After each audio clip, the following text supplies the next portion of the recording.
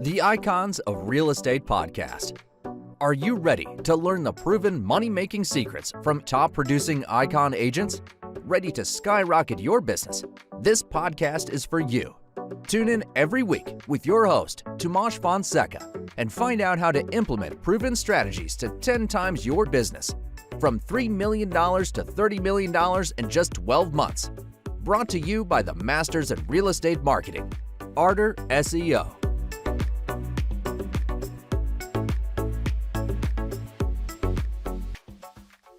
Welcome to the Icons of Real Estate. I'm Tim Calloway. I have a very special guest for you today from the San Francisco Bay Area. Julio Orozco is with Intero, Berkshire Hathaway company. How are you today, Julio? I'm doing well. How about yourself? I'm doing great. Thanks so much for being on the show. Excited to hear your story. So tell me a little bit about let's hear about you. How did you get started in real estate and where we're at now? Yeah, well, interesting fact about that journey is next year it'll be 20 years for me in this industry, which is crazy. Wow, that is crazy. And you look so young. Started young. Yeah. It just kind of hit me actually a few weeks back. I was just driving and just thinking, about our industry and then, where I've been at and the opportunities I've had in life within our industry. And then just like that, it just hit me. I'm like, oh, wait a minute. Because I started in this industry in 2003. Right. So I'm like, oh my gosh, like this is crazy. This is going to be a big milestone. But I'm excited about it because I actually feel that next year for me is going to be actually literally my year of now building. Okay. That makes sense. I feel like these past almost 20 years have been all about learning, all about putting yourself in a position where as you now start to build even on a greater foundation that I've built throughout these years. Right. So like I said, I just feel like these next 20 years for me is going to be like, okay, this is where the game changer is going to be for me. Right. So I started off, like I said, 2003, started in the financing industry first. Started as a loan officer, worked in the brokerage side of things, and then got picked up, worked in the wholesale side of things. I don't know if you recall a lender back in the days, but I used to work for Wachovia. Yes, for sure. Yes. Yeah. So I worked for them in the corporate level. And then I was able to work in the upper management level. That's where I got a lot of my experience in the back end of how things get done behind closed doors in the lending side of things. Yeah. So that was an awesome, journey there for a couple of years. And then in 2011 is when I then transitioned from residential lending to then residential real estate. So I've been in real estate since 2011. And throughout the years, just been, just had great opportunities to kind of the same grow and be around great leaders and, great mentors. And then here we are now, fast forward. And now I not only continue to build my business, but as well, I am part of the leadership at Intero. So I am a VP for 2 of our offices. Nice. Here in the Bay Area. And, continue just to as well be available for others, throughout the states as well to help mentor them offline and be able to, again, import into them, just things that I've learned throughout my career. Yeah, nice. Excuse me. Yeah, it's fantastic. And it's funny when you said Wachovia, it was like a flood of memories went through I haven't heard that name in so long. Wachovia Bank. Oh, man. What happened to those guys? And yes, I'm sure 2008 had something to do with it. I'm just guessing, or there was some. Well, so they got bought out by Wells Fargo. Okay. I was part of that whole transition. Wells Fargo. There's another one. Where's Wells Fargo?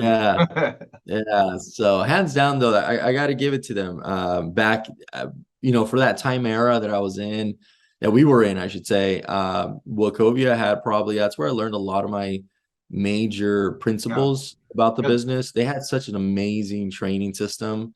Yeah, they were a big player, man. I mean, they weren't small potatoes at all. They were everywhere. Yes. Texas, I was in Yeah. Texas. Wachovia and Wells Fargo both were very dominant forces in mortgage Yeah. and lending overall. Yeah. Lending Yeah. Yeah. good companies, So yeah. good companies. Yeah. So we kind of talked about how you got into the industry. Let's talk about today. Yeah. Let's talk about the day to day and the areas you serve, and I guess this is gonna kind of dovetail into another question I have, but how is business now? It's been a crazy 2 years, right? I mean, no Yeah. matter what. I mean, it doesn't matter if you're in real estate, mortgages, whatever. It's been a crazy Yeah. 2 years. Yeah. Tell me how you've adapted and kind of what you're doing now in the industry. So I mean, day to day, I mean, it's for me, it's in the mornings is pretty consistent, as well in the like later in the evenings as I wrap up my day. Right? They're pretty consistent in regards to like, having that routine, right? Of not necessarily like, you know, ABC workout and Right. I mean, I've seen it all, I've heard it all. One thing I always tell people is adapt it to your lifestyle, adapt it to like I have two young kids now. So I have an 8-year-old and we have an 8-year-old and a 3-year-old daughter. And so my end of the day routine is going to look a lot different than a lot of people because, my end of the routine is also incorporating them into it, right? Like Right. heading out to soccer practice and making sure, we're there for those things and working from the soccer field, and taking calls at the soccer field. Right. Um, so it for me, it's just the day to day. It just becomes more of having that structural and organization. That's the key to it. So how it looks for me is wake up, and I'm a man of faith, so I like to spend some time with the Lord and Mhm. and kind of do my thing there Sure. and then I'll spend some time there. Yeah, do I exercise? Yeah, I exercise and go out for walks. For me, I do a lot of my thinking, my intentional thinking through movement. So in other words, like if I'm working out or if I'm out for a walk or run, I'm really also diving deep into my train of thought of what needs to be accomplished first that day. What is the problem that I need to address that has the highest priority. And then that way, once I get into my work mode after doing all that, I'm able to right away attack that and be able to start then working my list down, right? Nice. Nice. So that's kind of how it looks for me when it comes down to like, my structural of things. In the business, you know, it's interesting because, like I said earlier, I also, manage, and I'm co-managing one office as well here in the Bay Area. And one of the things that on a weekly basis when we have our sales meetings, for me, I love data. I love to understand where we've been, where we're at, and where we're going.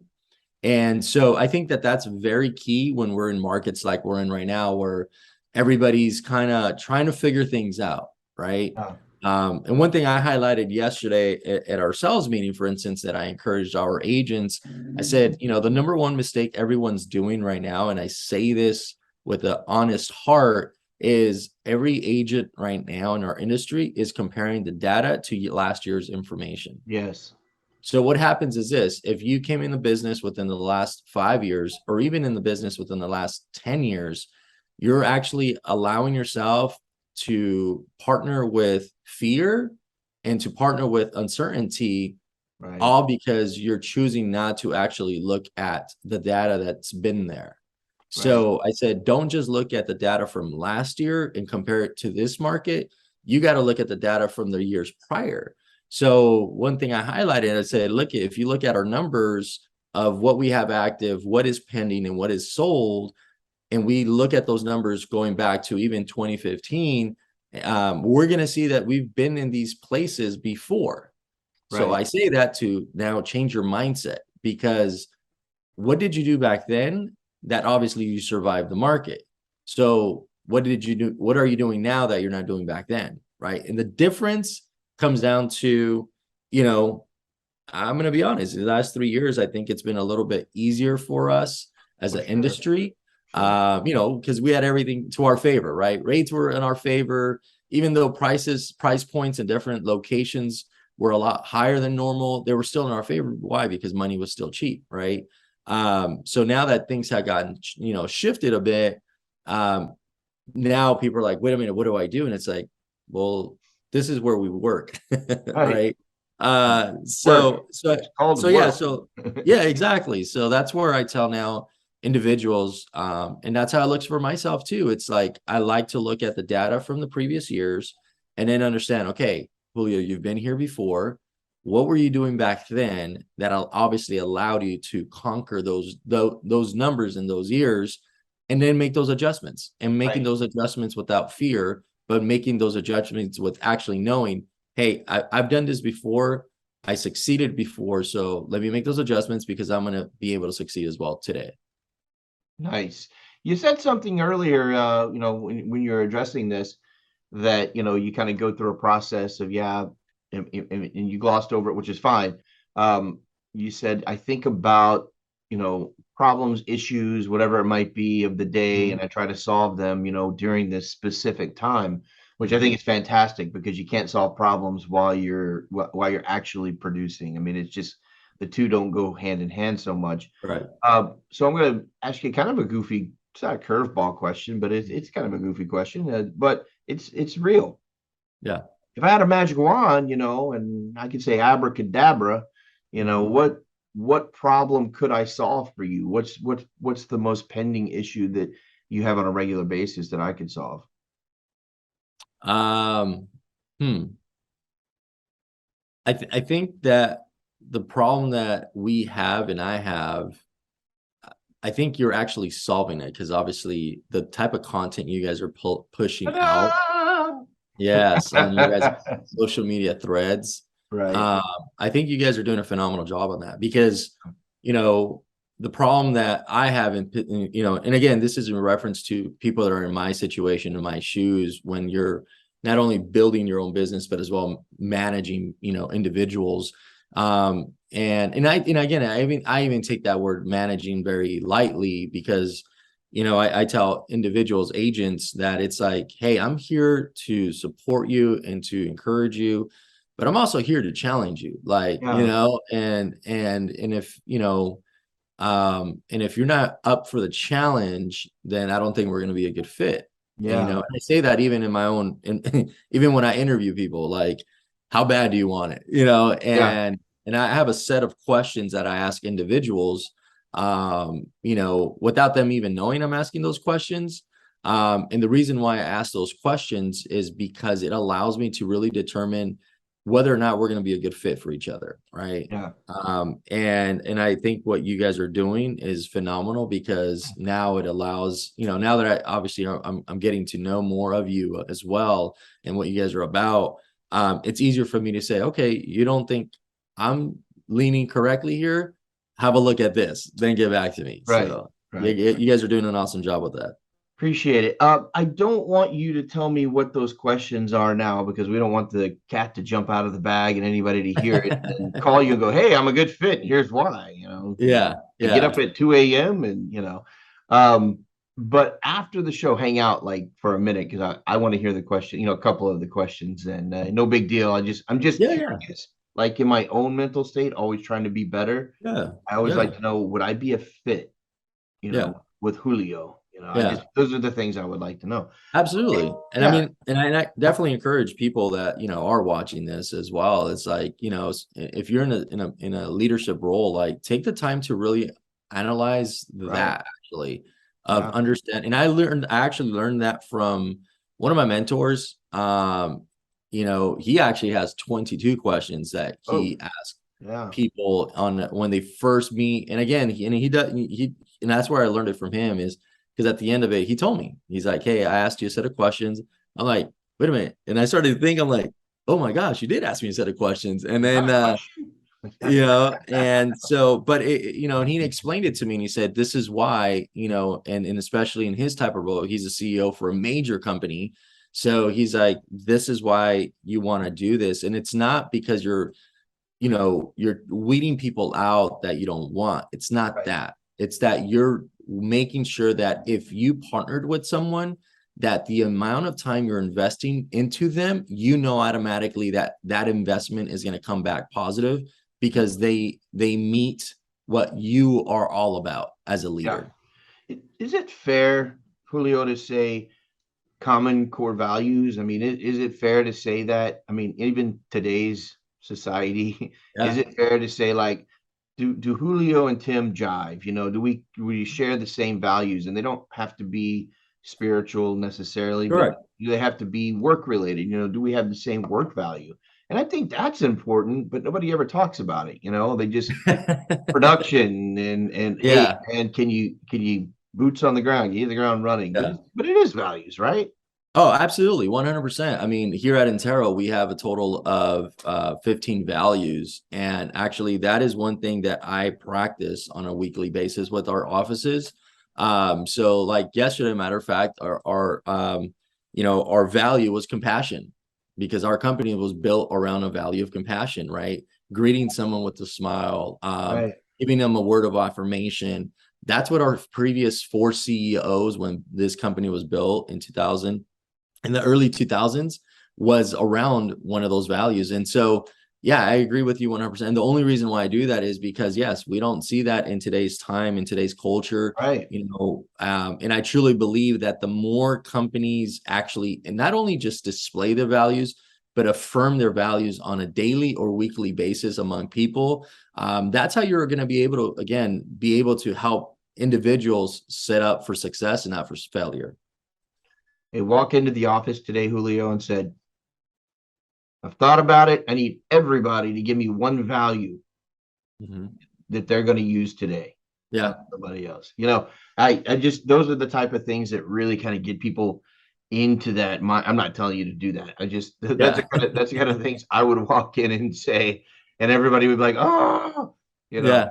But Yeah. yeah, Well, that's I tested our agents 2 weeks ago. I said, how many values do we have? And one of them, I heard different numbers, believe me, and right. they're like, and then I'm like, that's 15. Let me just Yeah, tell you guys the time.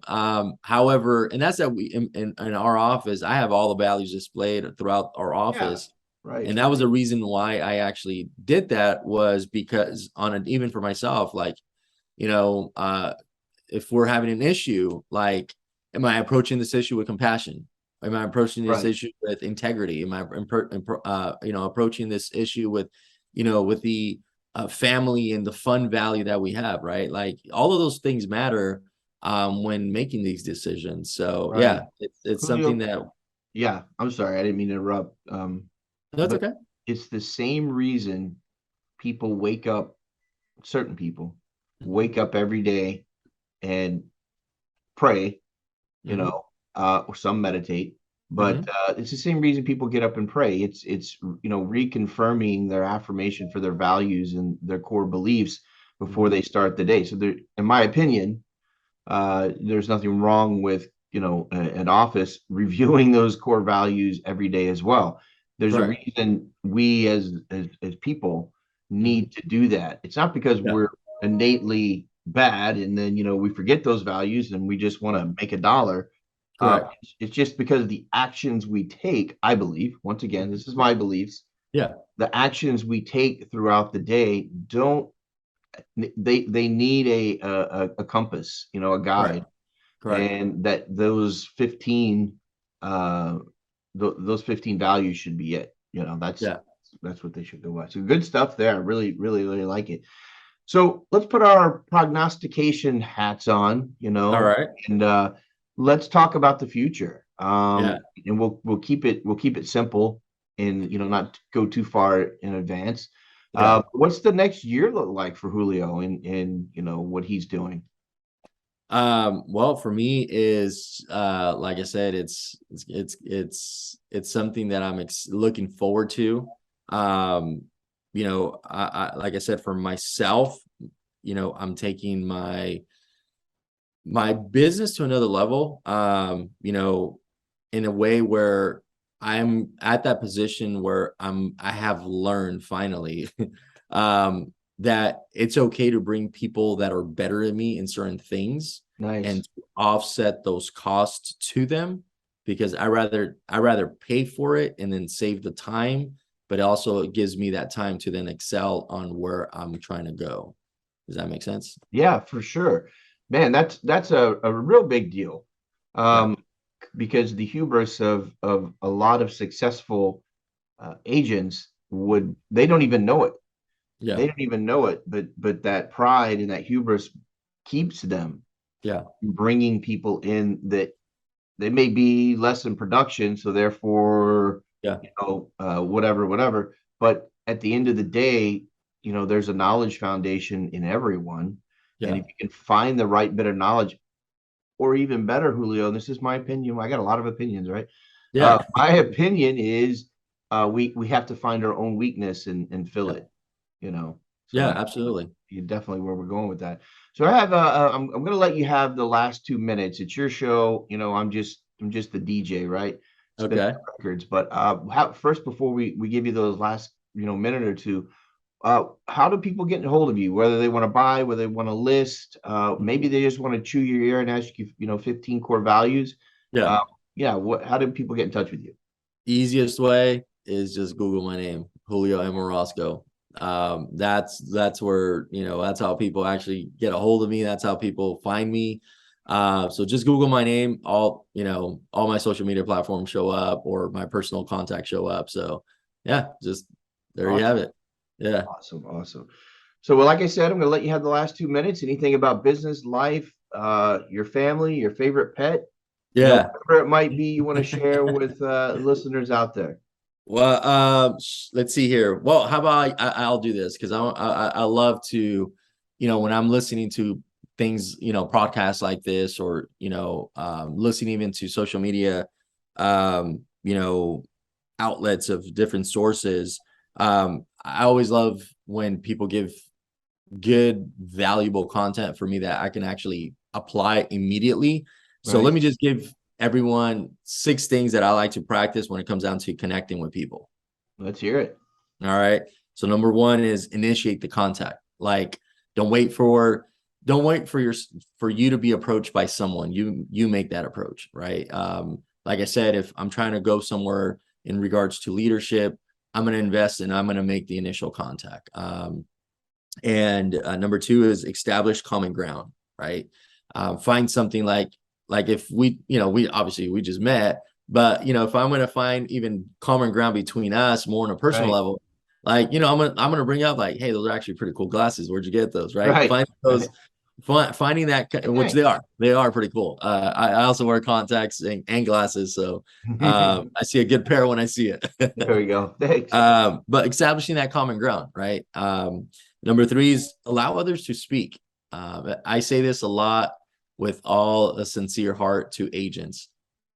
I know every agent loves to talk, but let others speak, because when they speak, especially in our industry, when you allow consumers to speak, they're going to give you exactly everything and the compass of what you need to do and how to do it, and the time frames that you need to do it in. So allow others Very to speak.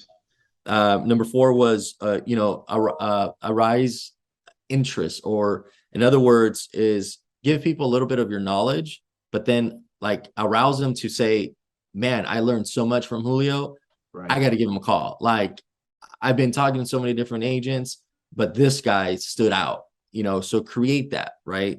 Number 5 is stick to the key issues, right?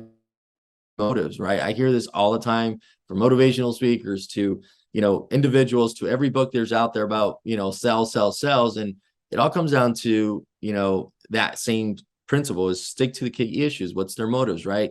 The interesting thing is, as agents, sometimes we know it, we've heard it, but we don't apply it, right? And if we don't apply it, because it goes back to not allowing others to speak, right? So, and lastly is communicate directly and simply. Don't overcomplicate it. I gave a perfect example yesterday, and it was this. We get this question asked all the time. Doesn't matter if you're at a birthday party, doesn't matter if you're at the park, doesn't matter if you're at the grocery store. They see you, they know you're in the business, and what's the number 1 question we all get is, how's the market? Right. Right. So I say that is the best way to communicate and keep it simple, right? Just simply say, hey, can I ask you, what is it that you're looking for in this market? Right. That's great. Because in that way, yeah, you know, that way it's like, oh, well, I just want to know. I was just curious. Then you know how much time and effort to put into that conversation. Because sometimes we're, as sales agents, we're sometimes very emotional. So we unfortunately lead with our emotions instead of leading with what we need to lead with. And that's understanding that type of relationship and conversation. So very nice. Yeah, I wanted to laugh right there at the end because you said we're so emotional. And I was just thinking, oh my, it's killing. I was just in my yeah, mind the dramatic agent. yeah, It's crazy. Well, Julio, awesome stuff, man. Good sage advice. I love what you had to say. I think listeners are gonna love it. I'd love to check back in with you 3, 6, 9 months down the road, absolutely. and see where you're at now. I'm sure whatever plan you're gonna lay in the foundation for, you'll succeed at. So it's been Yeah, great thank having you. you on the show. Yeah, thank you. Appreciate you guys. Have a good one, Julio. All right, thank you. All right, you too.